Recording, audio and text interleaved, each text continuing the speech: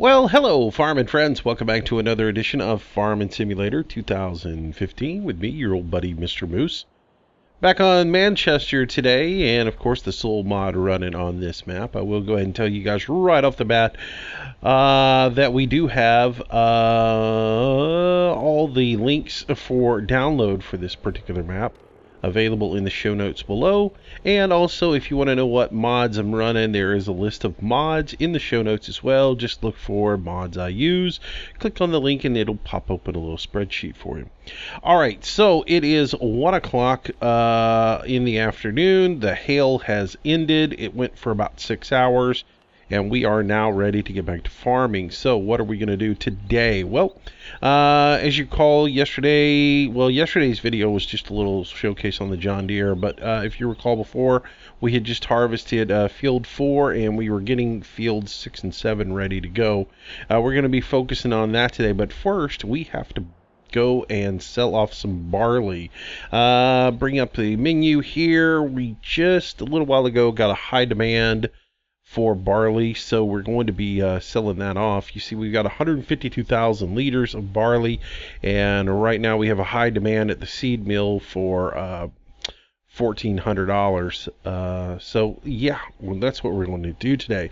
And since we are going to be making money, we're going to be spending a little bit of money today. We have purchased something new, and it is going to be a truck and trailer because, well, we've needed a truck and trailer because hauling all this stuff off with a tractor, they're not made for distance hauling, so we'll, yeah. I mean, you'd see some people hauling around with their tractor and trailer, you know, between fields in a processing center, but not great distances. And so, since if we scaled things down, the run from our farm to the seed mill would be quite a distance. So we're going to go ahead and break down, get us a new truck and trailer, spend the money, and be done with it. I think overall we spent about $150,000, which isn't bad because we'll make it all back.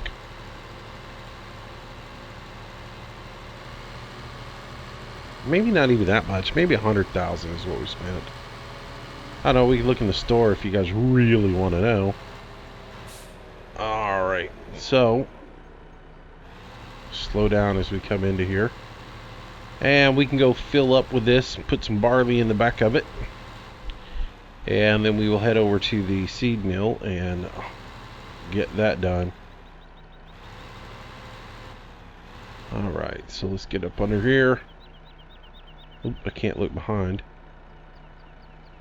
Alright, so barley, start filling, and we'll go into third person just so we can see the truck.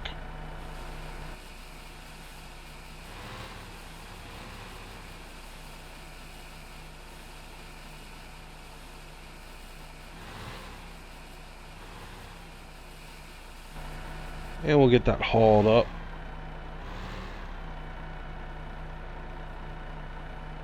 And filled in.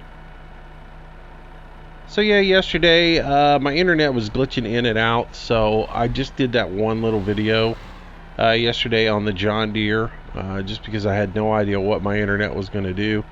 So I did that so I could get it up and get a video posted, and no need in doing a long video if I wasn't going to be able to upload it in any kind of considerable time. So, but the good news is Monday I finally get an appointment from the wonderful folks at Media Crap Cable, and maybe they'll come over here and decide that they need to fix my cable for me.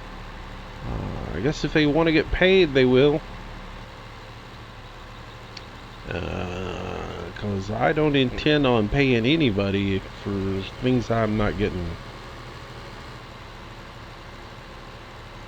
Alright, so off we head to the seed mill. I know I could be doing other things at the farm and automating this guy, but you know,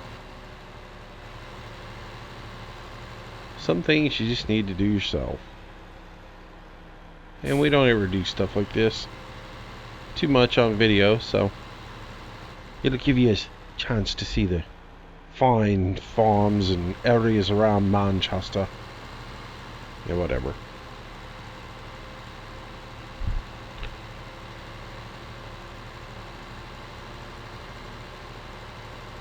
So yeah, so today we'll just basically, this was a shocker. My original game plan was just put some fertilizer on field number 7 and then be done with this and then start harvesting. But the great demand popped up around noonish, and I was like, oh, got to take advantage of that, make a little bit more money. Isn't that the name of the game anyways, is to make some money? Alright, so we'll pull in here to the seed thing.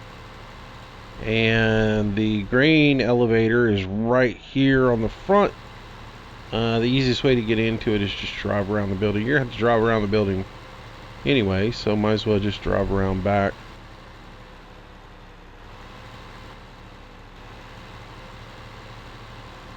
And pull into it.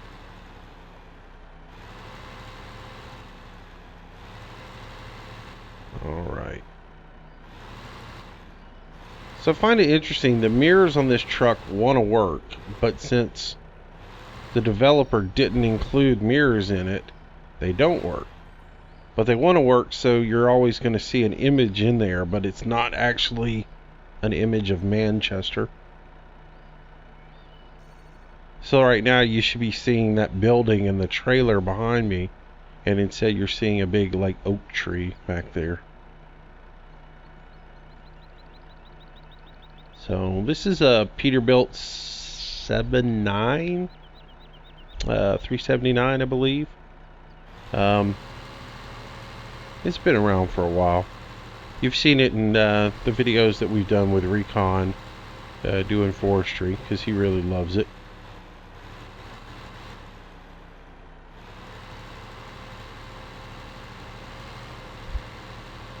And since we're in Canada, I figured we'd use an American style truck versus a MAN truck, something more European. So that's the way we roll, right?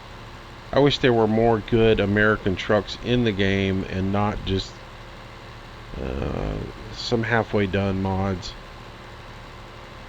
There's some new ones that came out. I just don't like the paint schemes on them. But, you know, with my massive mod skills now, I might be able to take one and paint it up myself now. Hadn't thought about that. I could get rid of this horrific paint job on this one.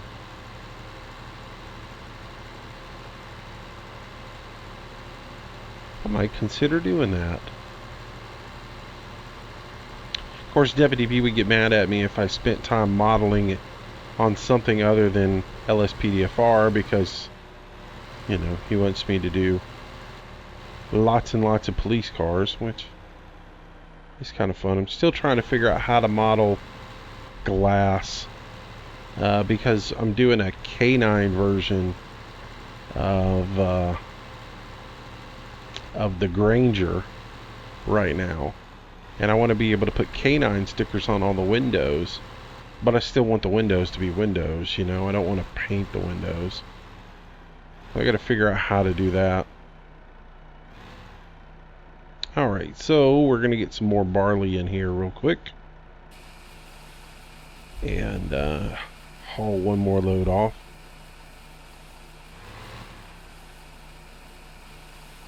So once we get it filled up completely, we'll be headed back to the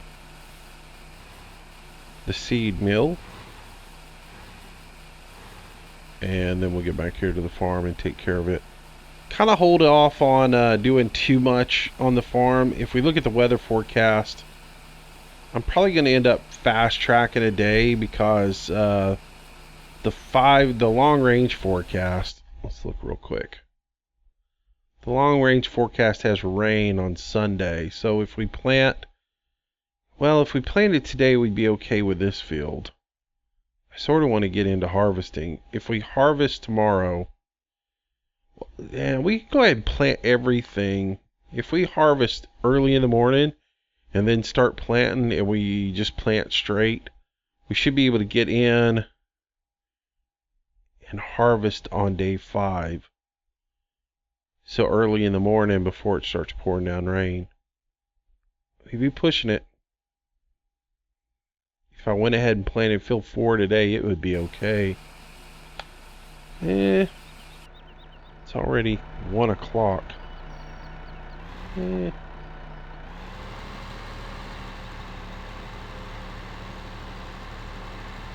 Decisions.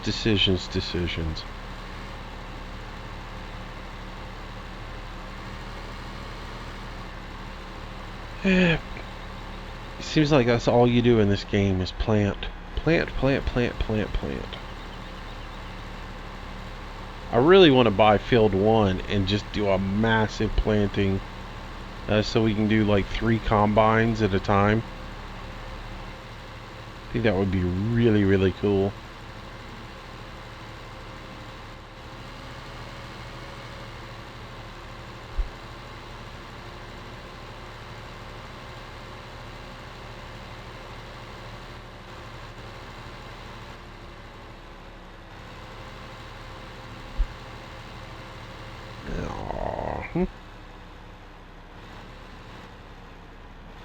So I saw a really, really cool video yesterday or the day before from the folks at BM Modding, and I now know what the first mod out the chute is going to be in the Giants mod contest.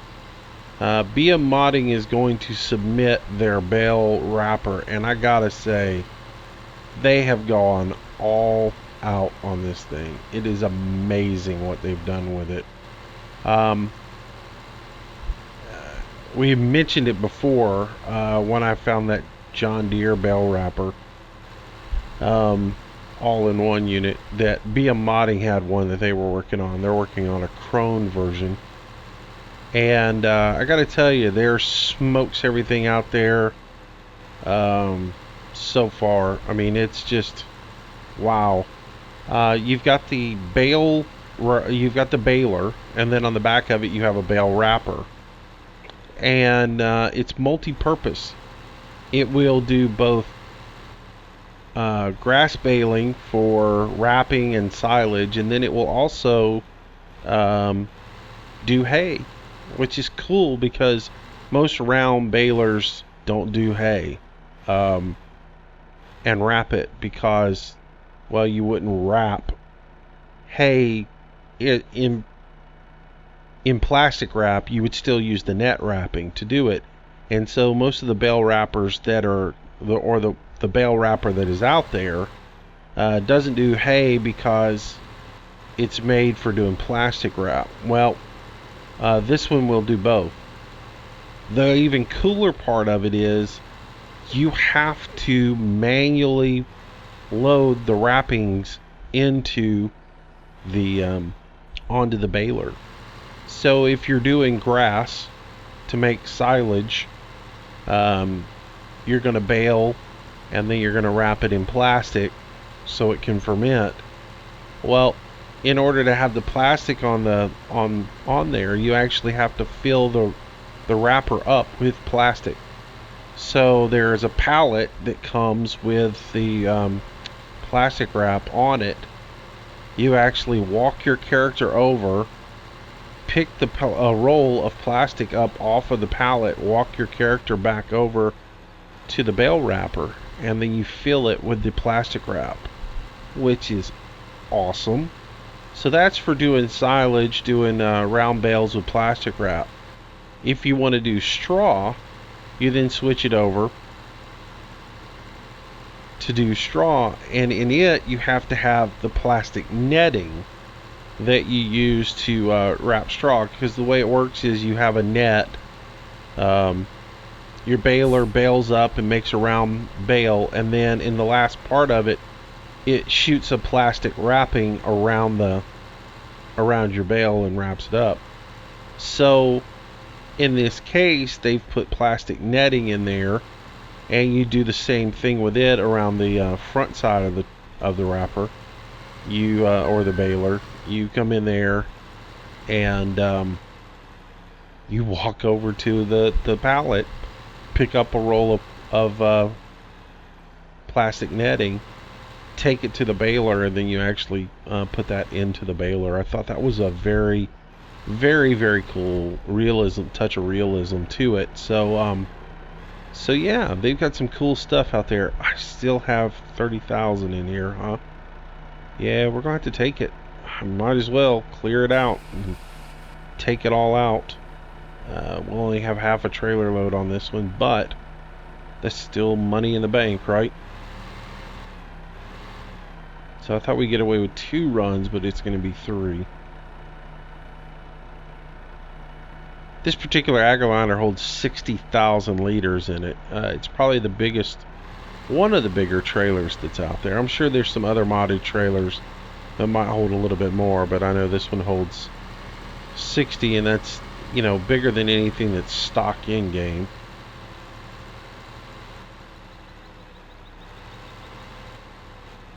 I think Maru's site has one that's 100,000 liters, but it was just a little ridiculous, so I didn't get it. It's actually the same trailer, I just didn't like the looks of it. Which this particular trailer, most of y'all recognize it. It was in FS13. And then somebody just modded it, ported it over to FS15, so.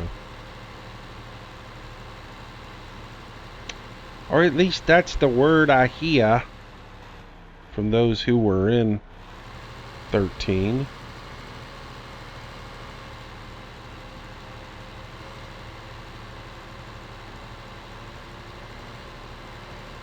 But yeah, that bell wrapper looks really, really cool. Very, very impressed with it. The quality is very good, and the little bits they've added on to it are awesome. It sort of goes back to that whole Mingle Forge Heart wagon, where you actually have to fill up the silex, and then you also have to replace the blades when the blades get worn. I really like that. The only thing I just don't like about that Mingle is it is just so finicky, or fragile, I guess would be what I would want to say. It's small, it doesn't hold a lot, it doesn't have the larger capacities that the in-game stuff has, and the blades on it are really, really fragile. You can't hardly go in through any thick grass with it and collect, and without really damaging or really stopping everything up. I love the whole premise of it. Come on, hit that trigger point. I love the whole premise behind it, and the fact that if you take it in there and you pull too fast through the field, you'll go ahead and clog up the head, but at the same time, the blades take too much wear and tear on even thin grass. I mean, you don't have to really put a ton to it. But I do enjoy it occasionally for a little extra dose of realism. As you know, though, on this particular farm, I'm running the larger stock in-game forge wagon. And I'll be honest, if there was a bigger version of the Mingle, I would probably run it. But it's just not there. The capacity on it's just too light for me. Minute. Alright, so with this load done, we will head back to the farm, and we will move ahead. Alright, so let's talk about field number 7 and why we're going to do what we're going to do to it today. Field number 7, I should probably wait until we actually go look at the numbers so I can explain this to you. Alright. Field number 7 is going to get a dose of PK today because, and I should have done it a long time ago, but I didn't. And So now I'm going to pay the price for it, one way or the other. So let's run over here. We'll grab the John Deere tractor that we've got on loan from the dealership. And jump up in it. There we go. And slap that. Put that in place. Start her up.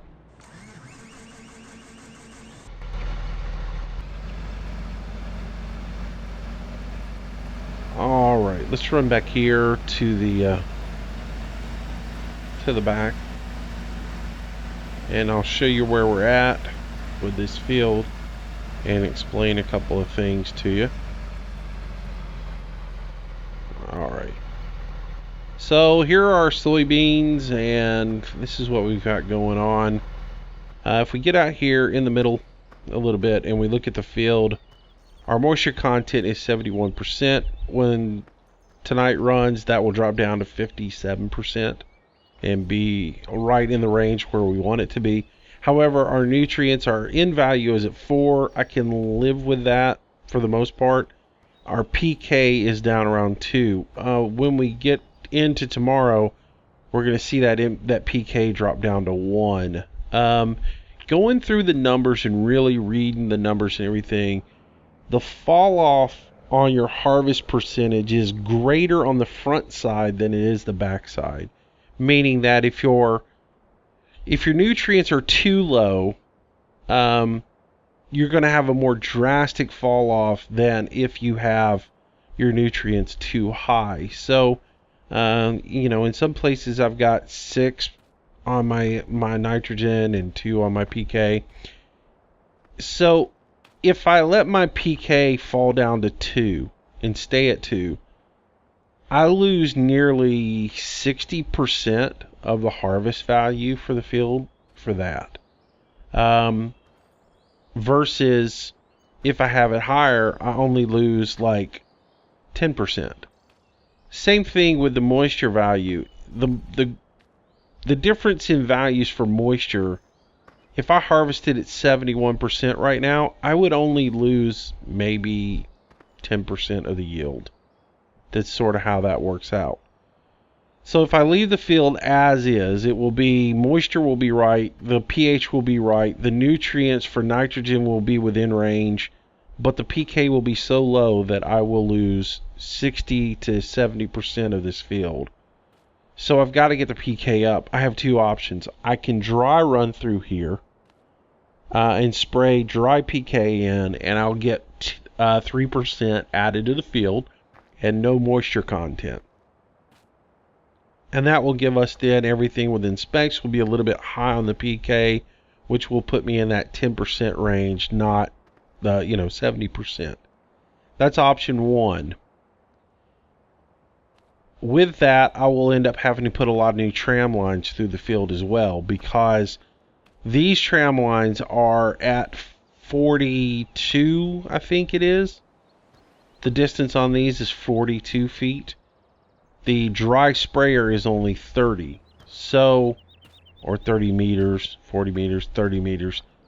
So that means I'm going to have to put tram lines every 30 meters now, which means more crop loss. So keep that in mind.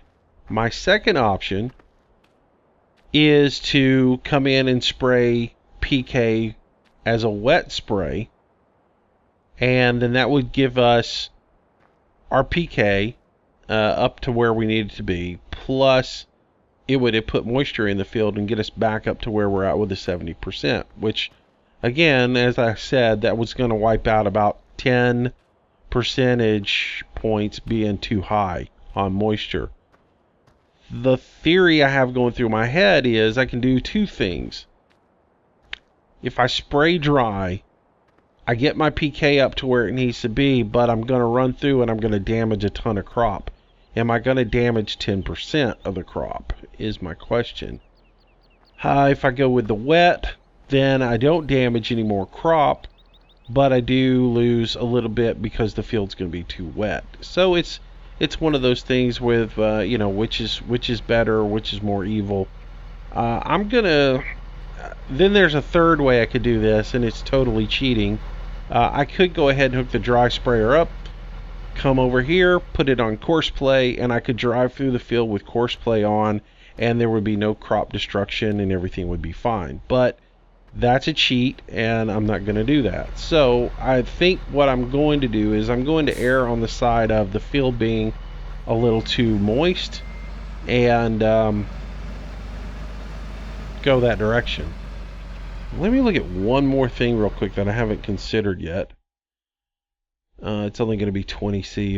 If tomorrow was going to be 22C, I could spray now and then wait to harvest until afternoon, but that's not going to have any effect on it.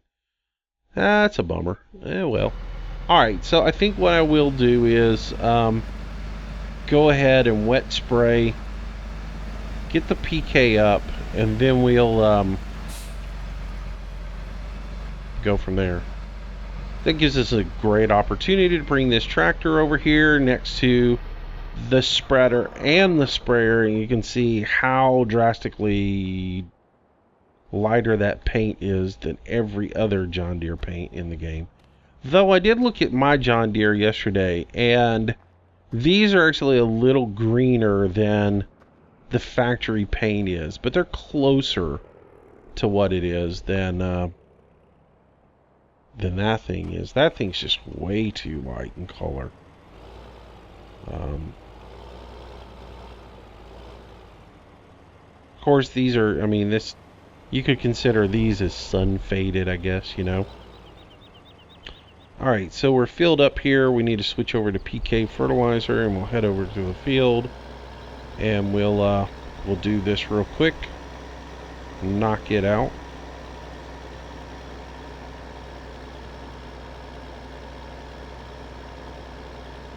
I think this is the right decision on this. Again, I should have done this a long time ago, and we wouldn't be in this situation, but I just, yeah, I got a little confused on that whole hail thing, and that kind of messed me up some, so. Alright, so let's go field number 7. There we go, recall that. And that gives us our markings for GPS. We can pull up and lock in. I can go ahead and roll those out. And get pulled into the field here. It doesn't look like I'm getting into the field right. Alright. Is that right? I guess it is right.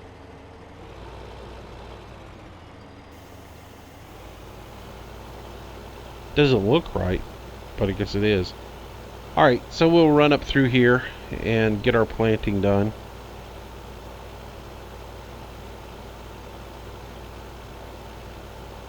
One thing I learned when I was planting this field the last time, the planting needs to start over on this side of the field. You'll see that there's a strip there that didn't get planted in. When I was running, letting the planter run with course play, when it came time, y'all know course play on the edges tends to do some stupid things the way it lays out courses, and the way it laid out was the down leg there was real close to what the headland leg was going to be, and when it made the turn at the corner, it hit the fence. And so I had to go in and manually adjust it. And I could, the courses were so close, I could never get it to adjust right. And so I went in and let it run, and I could never get it to pick back up on that center. And rather than run through it and do it manually and tear up even more of the field, I just left it the way it was. So that's why that is. The reason it is, oops, stay out of that field there, buddy. And we're going to try this once again to do this without screwing up.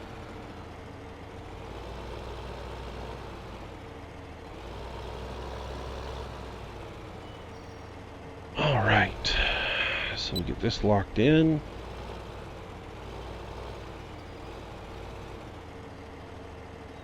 As soon as that's ready, we'll spray. We'll get our PK into the field.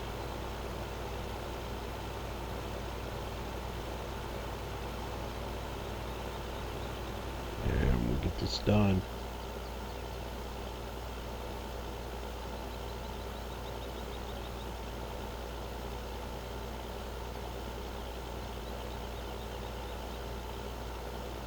So yeah, the next time I seed this, I will start over on that edge, seed that in first, and then work, you know, basically, what is that, south to north?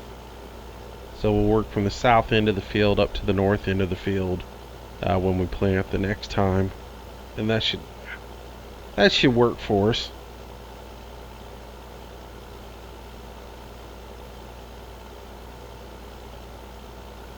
And that way we don't run into that fence over there.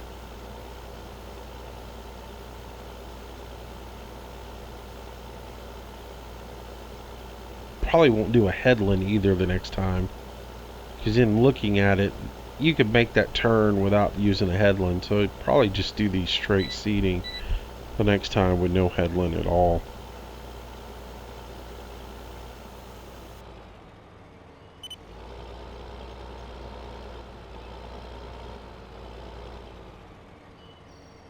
Our boom gets in. I gotta cut that tree down. There's a little bit of trimming that needs to be done on this farm, and I've resisted doing it, but I think I'm gonna go ahead and buy a chainsaw and cut down a few things. We'll buy a chainsaw, rent a wood chipper, and do a few little things here and there that need to be done. I don't intend to do any forestry on this map. It's just not there. Though we will do some forestry tomorrow, I think. My game plan anyways.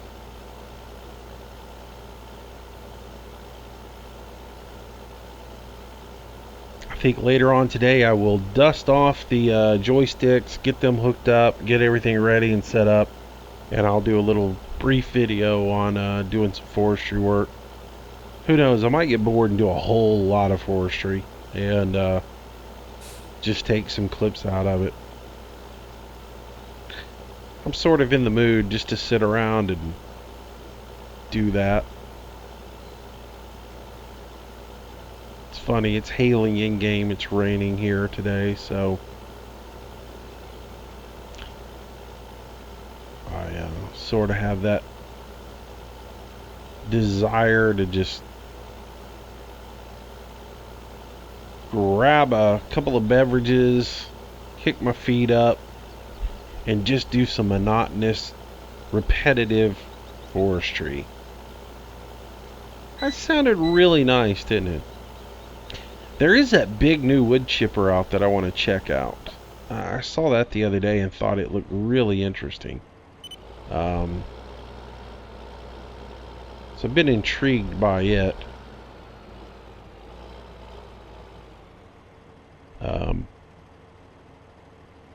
Go ahead and get that to fold back out. And while that's doing that, we can jump in here, go to 27, load, lock.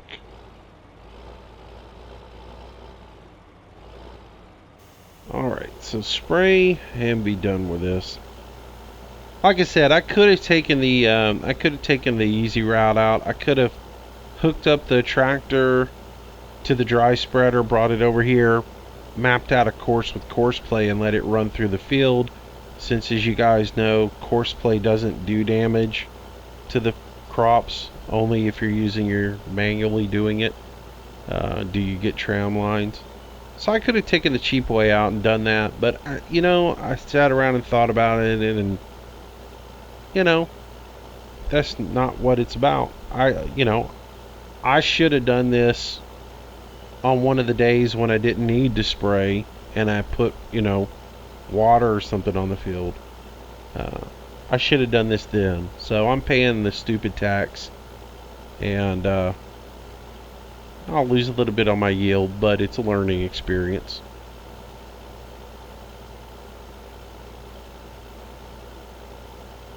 to be honest, I didn't expect the PK level to fall this low because, again, I read the numbers and it says, 2 PK during the growth stages, whereas the nitrogen you lose 1 every growth stage. With this, you only lose 2 during the entire time. So I was a little off by that. Now, there's another underlying issue that could have been affecting it, and that was when I put Colborough Park back into the game, I put the Gooey Mist mod back in, and forgot to pull it out when I started back on Manchester this week, and realized that today, and so I pulled that Gooey Mist mod out, and yeah, so that could have affected the numbers a little bit, having that in there still. It wasn't something I noticed until earlier today when I was just doing some messing around, and I realized I couldn't fill up the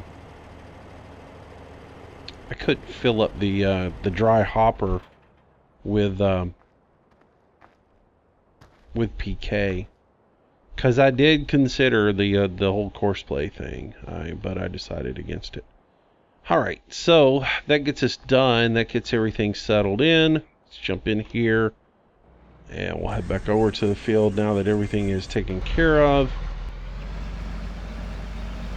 And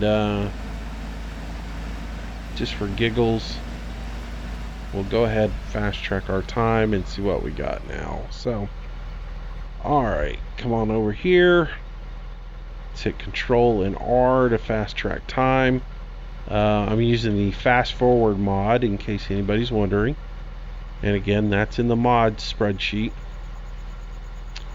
And we'll come up to about 5:45. We'll let that calculate. It'll take just a few seconds to calculate, and we'll see where we're at with all of this.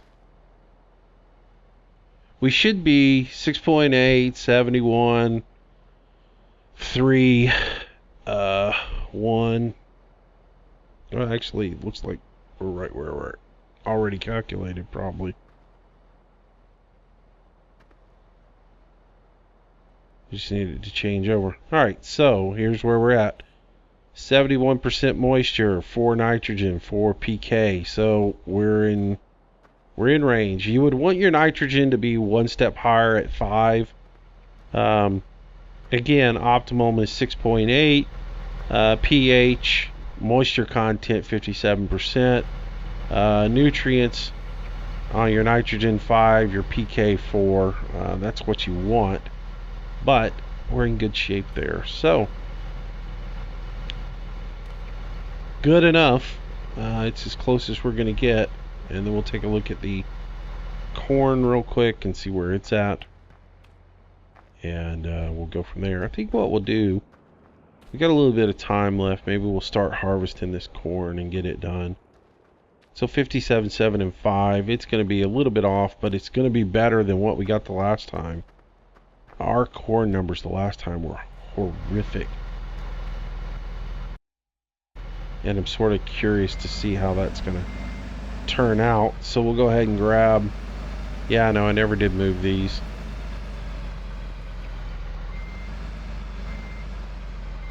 Never came back and got them. So we'll go ahead and get a gravity wagon and we'll head over here. And then I'll go grab a harvester and we'll start harvesting that corn and see how it turns out.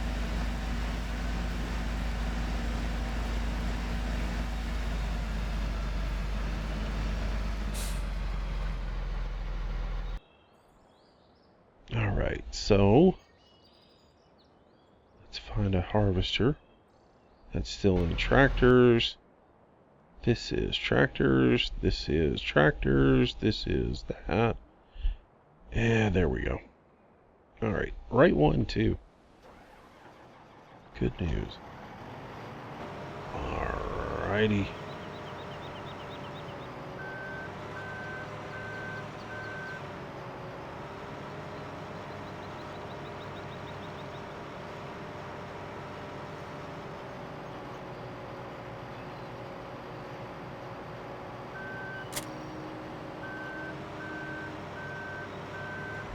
So we'll grab our corn head, we'll head back over to the cornfield, and we'll get started doing it.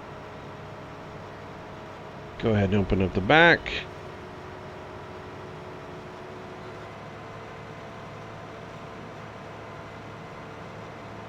Go to the front, unfold that head. We don't got anything that we're going to run into. And as soon as I say that, we'll run into something. Alrighty. And we can get started over here.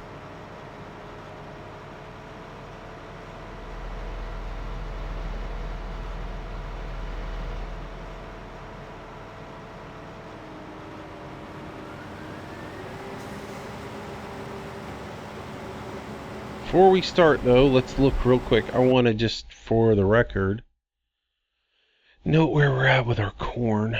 Alright, we got 82,000 liters the last time off of this field. So let's see what we do this time. It should be better. It won't be massively great, but it will be better.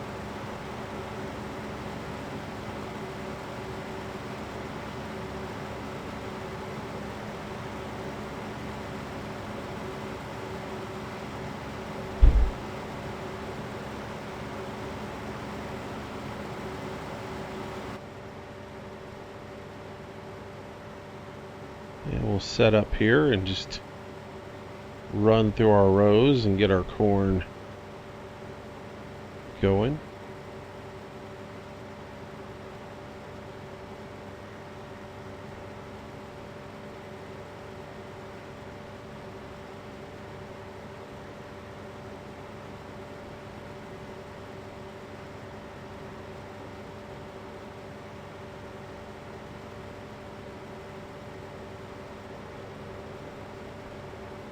And I'll just run this manually and get it done. Shouldn't take too long. Although I have to be honest with you, I didn't note what time it was when I started doing this video, so we may end up with a really long video here, but that's alright. Feels like we got a little bit more time left, so we'll just kind of go with it. So we'll do the corn today, we'll do the soybean in tomorrow's video, and we'll start the planting process all over again in field number 4 when we do that, soybeans.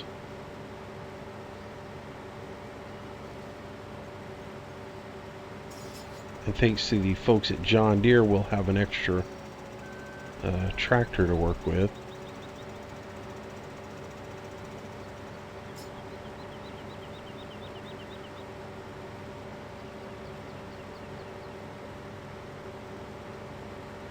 Alright, so we are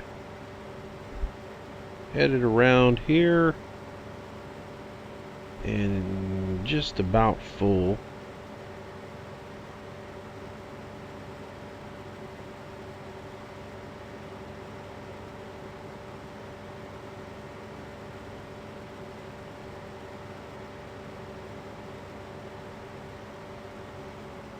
Alright, cool. Let's go ahead and pipe out.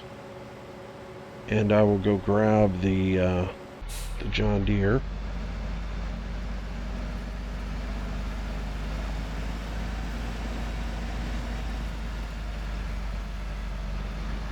Come on, keep it down there, buddy. 25 miles an hour through the field is unreal.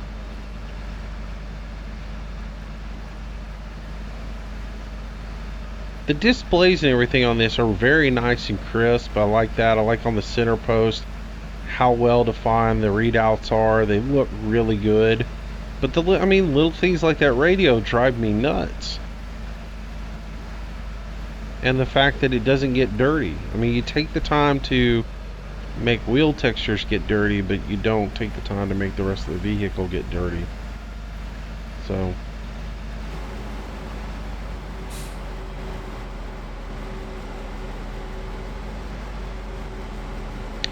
a Serious Gamer did mention something yesterday about the fact that, keep in mind, it was in beta, and I did go get it off of the developer's site, not off of a website like a distribution site. So I guess I shouldn't be as critical of it, because maybe I am jumping the gun and getting a beta version of it. But My thoughts were it was ready to go, so maybe it's not completely ready to go and they just got it up on their website.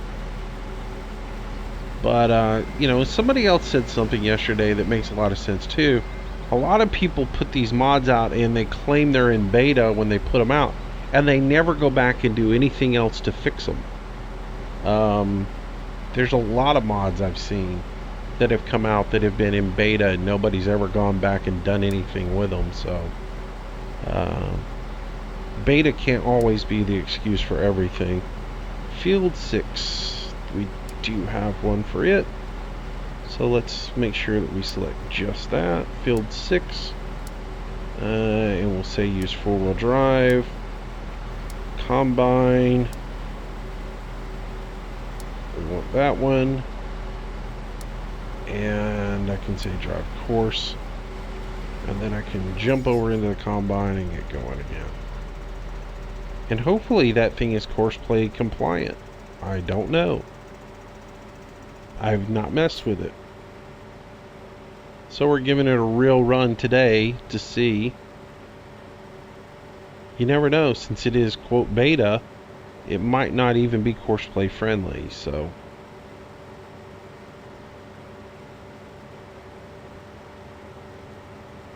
A lot of people don't realize that too. Not every vehicle, they actually have to do some things to the vehicles to make them work with courseplay. And not all vehicles do work with courseplay. So, if you ever get one that just messes up and does its own little thing, it's because it's not set up properly for courseplay. Now, I have never had a problem with that 1050 working with courseplay on any other map than this one. What am I hitting? That one little limb? Really? Seriously? Seriously, what? Oh, never mind. I know what I'm doing. I'm an idiot. I forgot to pull the pipe in. I thought the head was grabbing that tree limb. I was like, what? Why am I... What is going on? Because I was worried that I was going to hit this corn shed here. But, yeah, that's not what it is. I'm a doofus. I forgot to pull the pipe in. I do that a lot. Man, I'd have a really messed up pipe and a big maintenance bill right now, wouldn't I?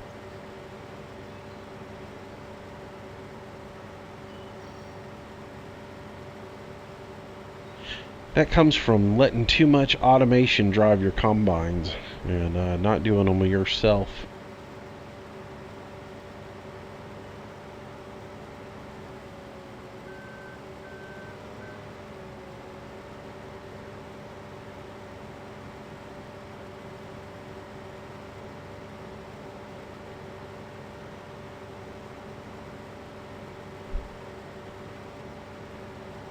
Alright, so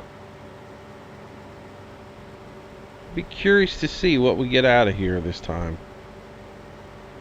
If we end up with over 160,000, I'll be happy.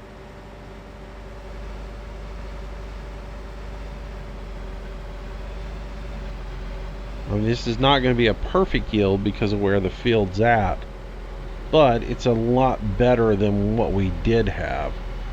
What we had before was horrific. Our next planting will be super good.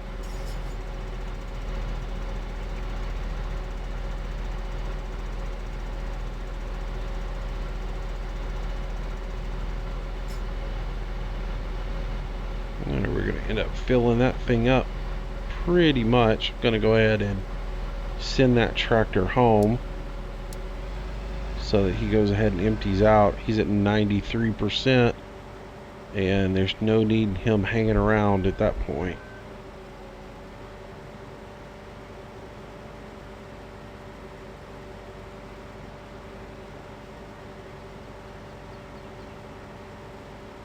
All right.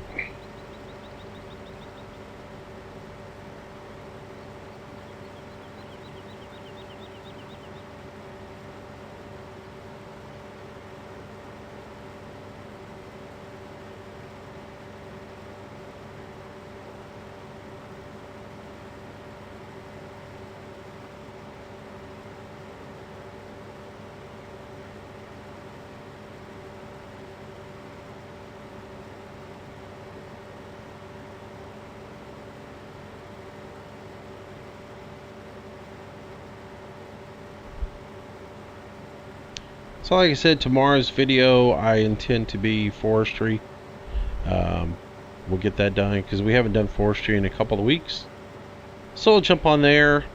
I don't know, this afternoon I'll see if I can talk to Recon today, see if maybe he wants to do it. He didn't get on until really late yesterday, and we were all reinstalling LSPDFR yesterday, so I didn't really have a chance to talk to him about it. And I think he was kind of worn out from work. He really didn't sound like he was in the mood to do a whole lot of anything, so.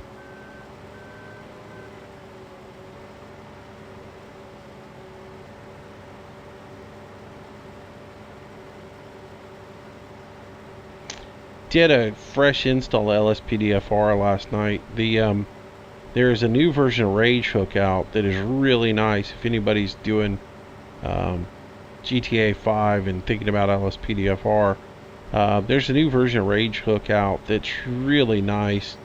But a lot of people have had problems upgrading to it unless you do a clean install. And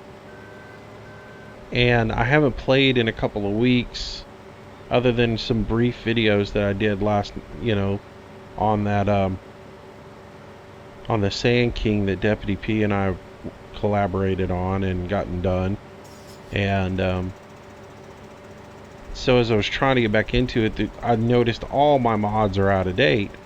So rather than put all new mods into the older version, and some of them require the new Rage Hook, and rather than mess around with trying to uninstall things and put it in there and having problems like everybody else was having with it, I went ahead and did a complete new install last night. And Deputy P did the same thing, and seems to pay off for us. Seems like everything is working, and got it right off the bat, where other people have had a lot of problems with it. So lucked out. So now I'm running LSPDFR 0.2B with Rage Hook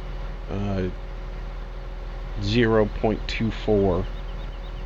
So, and I'll try to get some videos done out on that later on, because one of the new plugins I have,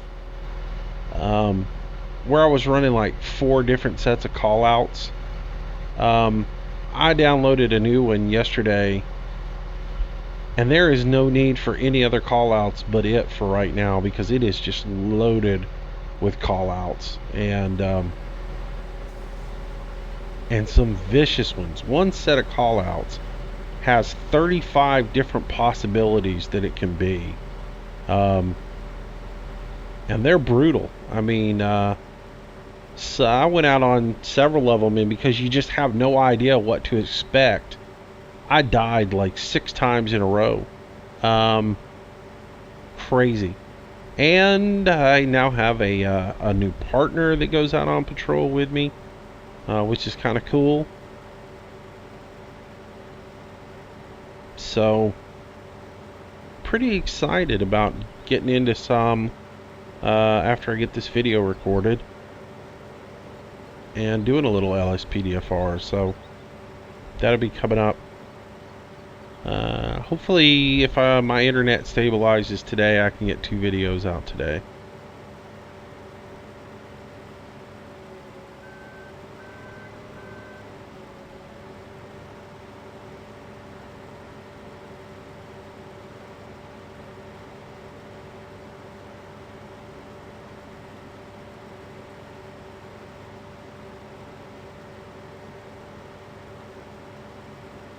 That's the game plan anyway.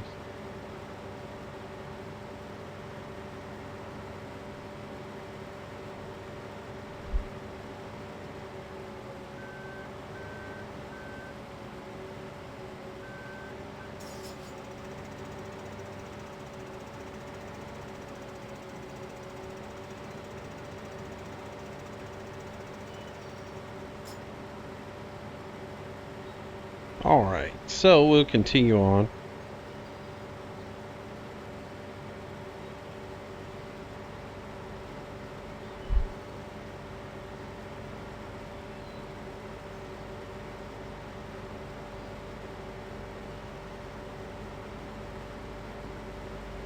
And I hear the John Deere coming up. So we'll get the pipe out. And we'll get going.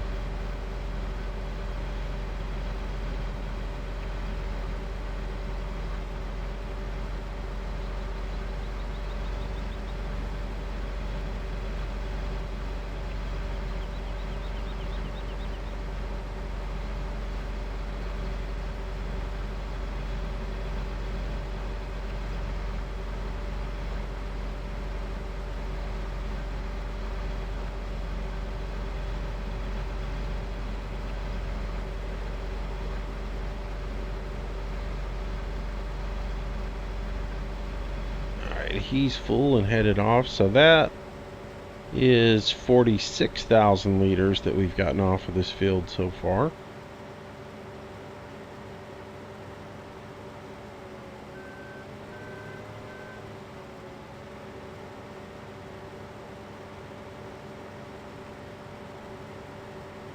So we need at least 2 more full trailers to get us up to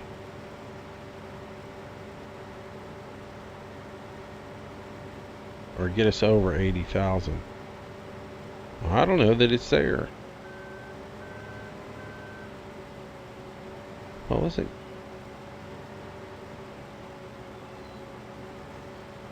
Well, it'll be interesting. We may get it, we may not get it.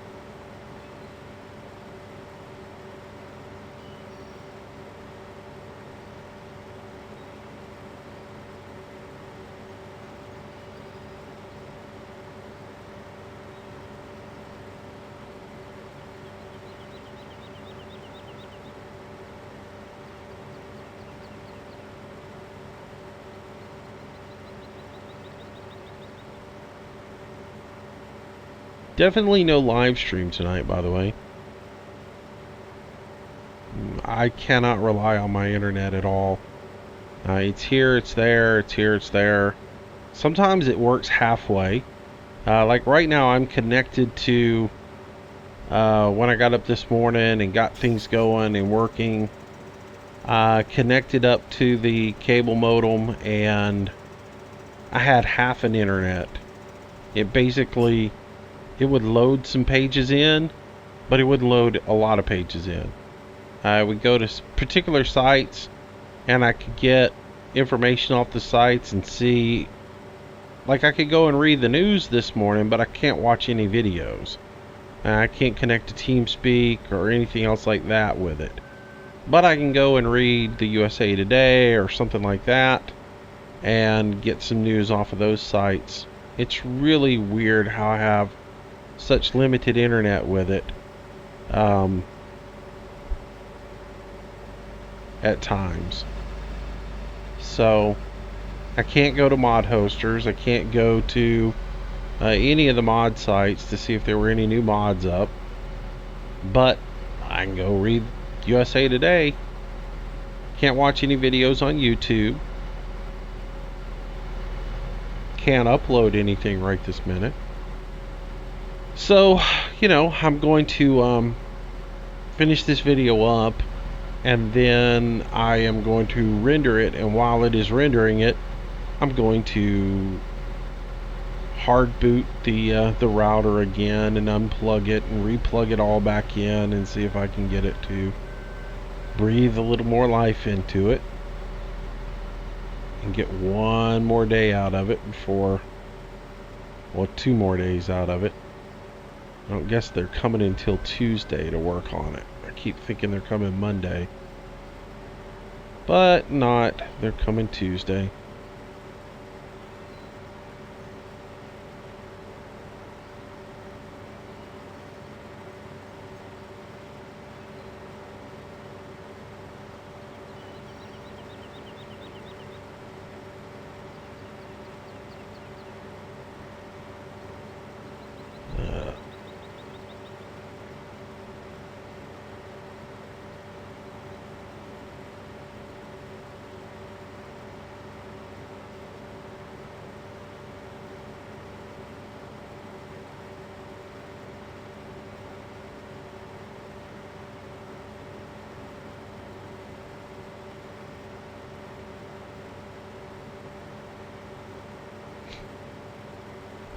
Next week's going to be an interesting week for me as well. I don't know if you guys watched the weather, but at the last time I checked, there's a tropical storm headed this direction. So, it's that time of year. And depending on which way it sways, I'm either going to get a whole lot of rain or nothing at all. I'll have to be watching the weather forecast closely. And, depending on what happens with that, if it does come this direction and I lose connectivity to the internet at some point, you guys will understand why I don't have a video out. So just keep that in mind. Some of the things down here are funny. How it works.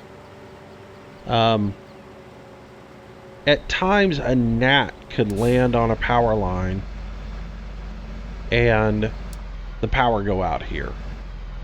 But a full-blown hurricane come through and the lights will stay on the whole time. We had an instance a couple of years ago where I was living at that time, where basically a hurricane came through and the lights went off 3 hours before the first part of the hurricane even got here. And right before the hurricane, it went out 3 hours ahead of time, they got the lights back on and they never went back out. They stayed on the entire time. We had power through the entire hurricane. Now, granted, it was like a level 1, level 2. It wasn't a bad one, but it was a still there was damage in the area, trees down, things like that. Other areas the power went out, but they were mainly due to lines down or something like that. But you can have just a wonderful, nice spring day around here, and a gnat lands on a power line, and the power goes out. And it just, sometimes you're like, there's no rhyme or reason to it. You're wondering, why? Why am I out of power now, but when it storms, the power stays on? And then there's other times when a storm will come, and it won't really hardly impact us at all. We'll be on the fringe of it. So you'll get the wind, you'll get the rain, but it won't be like massive destruction or anything else like that. You won't have the flooding and all that other stuff. And the power will just go right on out. It's sort of silly sometimes, like I said. Most of us have a good laugh about it.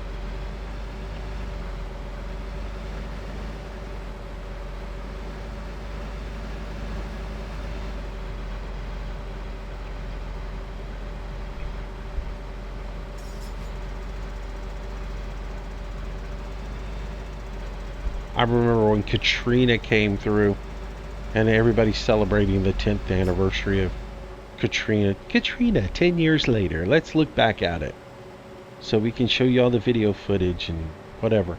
I remember when Katrina came through, and we had a lot of wind and a lot of rain from it, but we didn't take the brunt of it.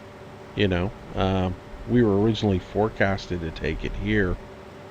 I sat on my front porch and read a book. The power went right out 6 hours before it even made landfall, or 6 hours before it even got close to our house. The wind picked up a little bit, not much, but just a little bit, and the lights went out. So at that point, fired up the generator and sat around and did a few things. And since we didn't have air conditioning, sat outside a lot. I sat on my front porch through the whole thing, just reading a book and relaxing. And it was no big deal, but boy, the power was out. Didn't work. Everything was shut down. And where I live now, that was back then. I lived back on the farm, and which is inland quite a bit. Now I live just off the beach, and I moved off of the beach because the number of hoodlums that come down now, I don't know, society's just different than it used to be. Families used to come down on vacation and they were nice and polite, and they respected rules, and everybody got along, and you didn't have any kind of issues and any kind of confrontations. It was just a nice time down here. Everybody was here to have fun. Now everybody's drunk as Cooter Brown, and they're always wanting to fight. They're always wanting to be belligerent. You know, they bring their family drama down, and they're always arguing and yelling and cussing and screaming, and you say anything to them, and the next day you wake up and the windows are busted out of your car, or your car's been keyed or something like that. So, yeah, I paint a beautiful picture of where I live, don't I? It's a really nice area where I live. Don't get me wrong. It is a beautiful, it's a beautiful little place to come and vacation and have a wonderful time. But you get so many just, I don't know what it is about people today. They just don't respect their neighbors. They don't respect people, period. And they come and they're on their vacation, and they're like, their mindset is, it's my vacation. I'm going to do what I want. I'm going to act how I want. And you're not going to say a word to me. And if you do, I'll beat your ass. And that's sort of the way it is. And, you know, I have had multiple accounts of vandalism where at my condo, which is on the beach. So I have moved since, just about a mile inland. I'm actually in between. There's where I live now, I actually have just a breakers. There's a lagoon between me and the beach, and I'm on the backside of the lagoon, so I can get to water within 5 minutes, but I don't have to put up with all the junk that went on down on the beach. So I kind of dig that about where I live now. All right, so let's go and pack this up, and I'll shut this guy off, and we'll get this tractor.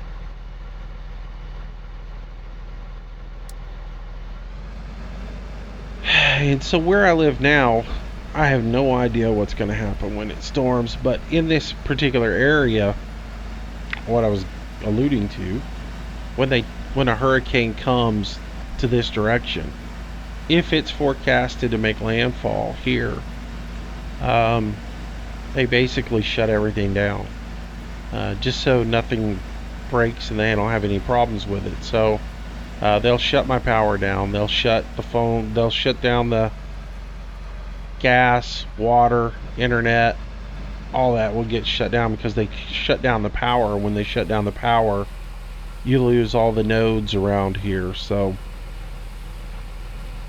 there won't be internet if that happens. So just saying, if I get a decent storm around here in the next couple of months, because we are in that season, you'll understand why I don't put a video up during that time. So, all right, so this was what we wanted to look at. Corn, 165,252. So just a little bit better, not much. You know, we had 80 something thousand. Part of that, again, like 8,000 of that was previous yield from what we got as the bonus when we started the map. So it was really about 72,000. So I got to thinking about that when we were driving. So the harvest was about 72,000. So anything over 44,000, 144,000 was a bonus to us. So looks like we picked up about 21,000 liters by getting those numbers down a little bit lower. Next harvest will be much better off of that field. So yeah, we're moving forward on it, and that'll just give you an idea of how, if your numbers are way out of balance and what they are, where the yields will be. So that will wrap up our video for today. I will come back tomorrow. Well, tomorrow's video will be forestry.